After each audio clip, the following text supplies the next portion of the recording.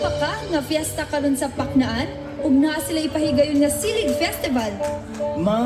Mananaw ta. Kaysa kadugay na nato pagbuhat sa produkto nga silhig, wala pagyud kita makakita ug unsa ang Silhig Festival ug atong tan-awon ug sakto bagyud ang mga proseso sa ilang pagbuhat sama sa atong pagbuhat. Hala sige, hipusa ang mga balwa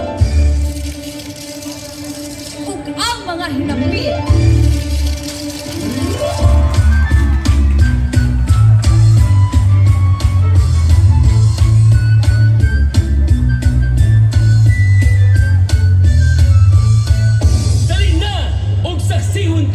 Ang Silhig Festival. Kamu sa barangay Paknaan, dinhi masinati mo ang magkahiusahan. Kanindot sa barangay Paknaan, ang silhig atong sayawon, atong ipasigar mo.